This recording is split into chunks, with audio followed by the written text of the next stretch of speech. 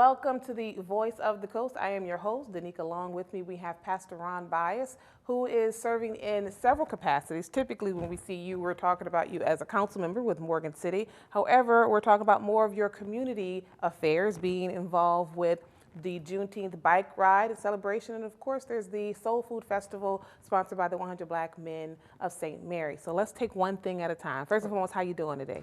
I'm doing good, Ms. Foley Long. How are you doing today? I'm doing good. That's good. I'm glad to hear both my names. I don't think my husband would like that, but that's okay. Let's get to the Juneteenth bike ride. I think it's pretty fascinating because there's some history with that. It's pretty young in its infancy, right? But there's some history in how it got started. Well, yeah, it's young in its infancy as far as St. Mary Parish and Morgan City is concerned, but really it's been probably 100 years or so that it's been celebrated. And before I forget, because I have a tendency to do that, we want to thank all of the donors and all of the participants and all of the organizations that has made this possible for the last 3 years. Really, it's 4 years, but it's been 3 years of celebrating. But anyway, it's based on Juneteenth, which tells us about General Granger and the Union troops going into Galveston in 1865 and letting the last slaves in America know that they had been emancipated. And Lincoln had done that in January of 1863. So it culminated here in Morgan City, and I'll speak locally. It was a bike ride put together by some ladies, and I'm not going to call names because I'm going to forget some of them. And we gathered up by Flawless T-shirts, and it was a group of us on bicycles, and we rode around the city. And then suddenly we started talking about African-American landmarks. And not only African-American landmarks, but landmarks that were of significance that played a part in the Black history of Morgan City, Louisiana, and urging the chairman, Miss Ruby Mays, or twisting her arm if you want to say that, to continue this as a Juneteenth celebration. So on the weekend of June 17th this year, we will do the third official annual Juneteenth bike ride celebration. We will do the usual, we'll do the bike ride. We will point out the historical African-American landmarks. Most of them will be on the south side of town. And the reason being the south side of town, that's where much, and I don't know if that's a good term, but much of African-American history is here in Morgan City. From First Street on around on Union Street, up First Street to the undercrossing. That's where the Black Mecca of businesses, gunsmith, cleaners, midwives, cafe owners, boarding houses, and et cetera existed. So we just want to not let history die per se. So that's what this Juneteenth celebration is all about. And we're inviting everybody.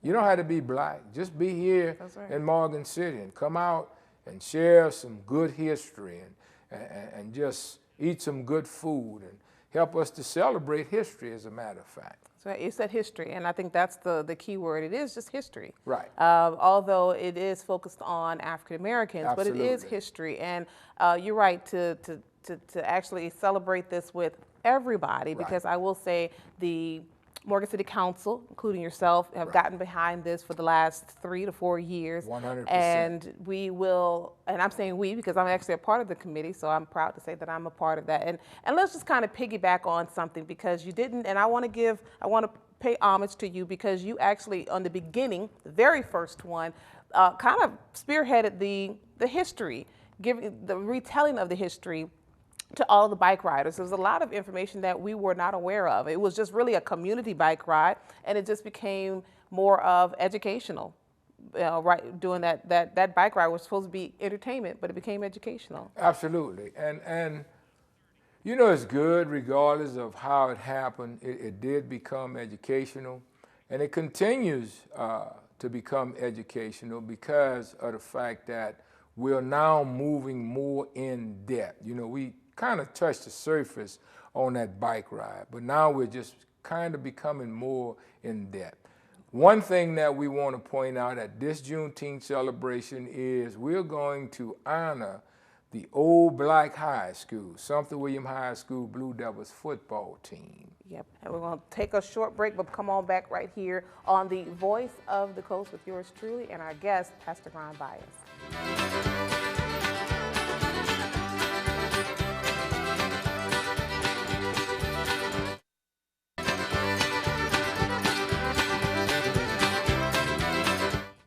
Welcome back to the Voice of the Coast, and continuing my conversation with Pastor Ron Bias. We're talking about Sumter Williams Blue Devils football team from about 1959 to about 1969. That's the era that you'll be honoring. Tell us about the football team and why did you choose, or the organization choose to honor them? It's because, again, we're just trying to keep history alive, especially to let our young peoples look at and hear something that they can be inspired by. And you notice I said our young people. It's not just black young people. This is young people in general. Yeah. Sumter Williams, it existed mostly during segregation. It was the school that most African Americans went to unless your parents could afford to send you to a parochial school or something of that nature. But it was the black public school. Mm-hmm. And it became Sumter Williams High School in 1959, where it's located right now on Railroad Avenue. And you had an athletic program called the Blue Devils. And I think the name derived from Dillard University, whose football team was also the Blue Devils. And you had guys that they simply bled blue. They lived to play football at Sumter Williams High School. And I can remember it was like going to a professional game. You know, you could name your guys. You could talk about Gilbert Price and a Henry Henderson and a Frank Thomas and guys like that who actually played football. And you can talk about how at Norman Park, where the team played, the bleachers would be full. You only had one set of bleachers for the visitors and the home team.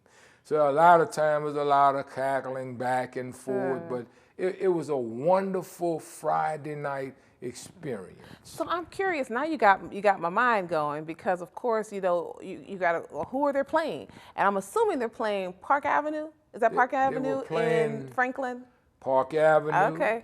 They were playing Reed. They were playing a couple of schools out of Napoleonville and Donaldsonville, whose names won't come to mind. Yeah. Right now they were playing Generette. That school at that time was Bowley High School. They had a good little district. They probably played about 18 or something like that. Yes. All right. Well, I'm gonna tell you, I being a part of this organization, and for the past 3 to 4 years, we've had people say, I've lived here all my life, and I never knew that. And I hope that not just for the young people, but for all people to say, I learned something new, and I'm going to keep that history alive. And that's it.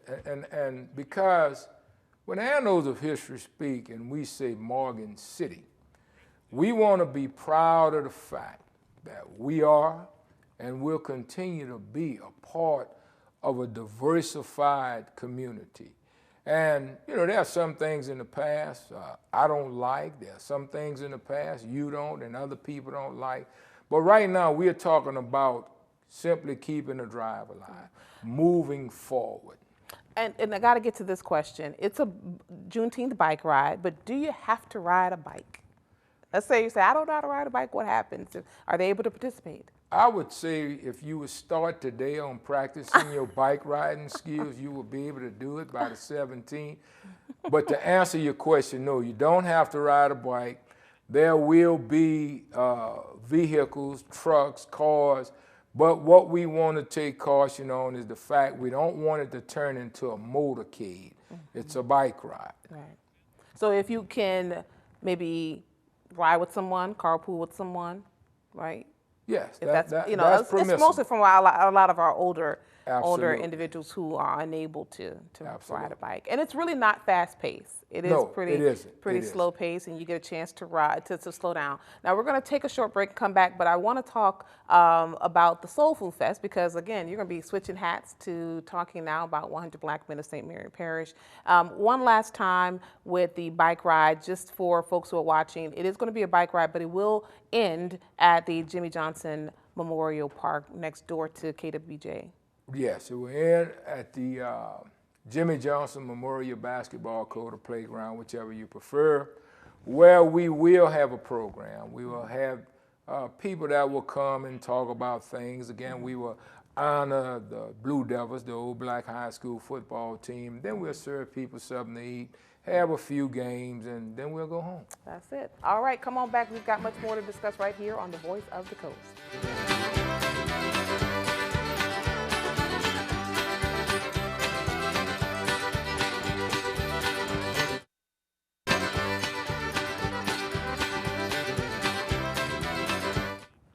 Welcome back to the Voice of the Coast. Again, I am your host, Danica. Along with me, we have Pastor Ron Bias, and now he's switching hats from talking about the Juneteenth bike ride and celebration to the Soul Food Festival. And you can't have Soul Food Festival without some soul food. So I know that's kind of the highlight of the festival.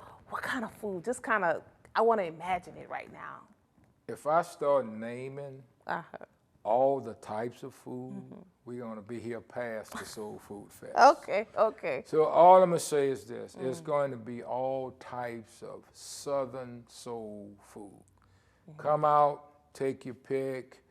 If you like hamburgers, if you like barbecue, if you like ribs, if you like chicken, if you like gumbo, if you like candy, cakes, or whatever the case may be, it's going to be there. It's going to be soul food. Now let's understand, when we say soul food, we're just talking good food in general. It's just the name of the festival is the Soul Food Fest. Okay, all right. Now it is a 2-day affair. It starts on Friday, June 16th, and it will end on June 17th. Right. But there's some new things. This is now the 3rd annual, and you guys have added quite a few things. Yes. Let's kind of go through them. Kicking off, and you're actually the health and wellness chair. So you have a 5K walk and run? We have the 5K walk and run. We have the car show. We have the cornhole tournament. We have the fishing tournament.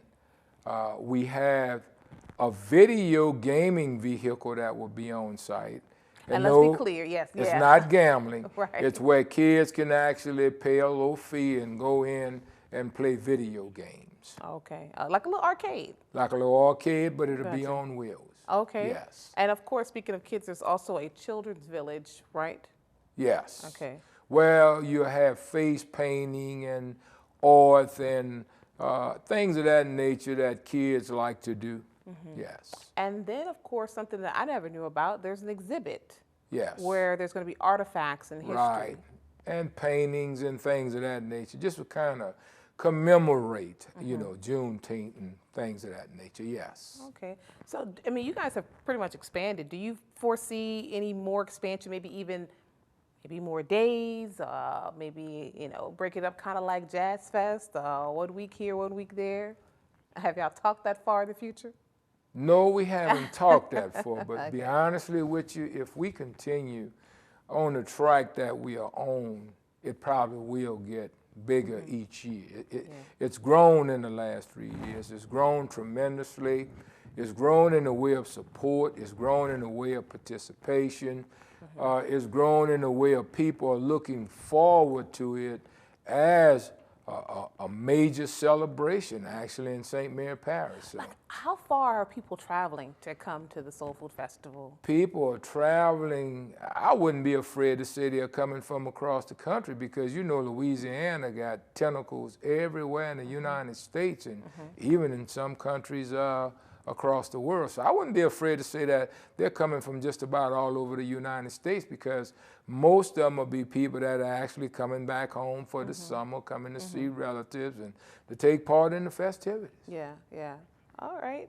Then, of course, with any festival, there's music. Absolutely. And you have some local bands, some local artists, and then, of course, you have some that are, I guess, some regional artists that most people will know. I've seen on the list, there's some Zydeco, and I don't want to start naming bands because I won't do that, but there's some local DJs that are going to be playing. So would you say that there's a little bit of everything for your crowds? You got everything that you want to hear, from R&B to country and western to hip hop and everything in between. You got from DJs to MCs to live bands. Awesome. Well, we have one more segment to go. Come on back right here to learn more about the Soul Food Festival, which will be occurring on June 16th and 17th in Franklin.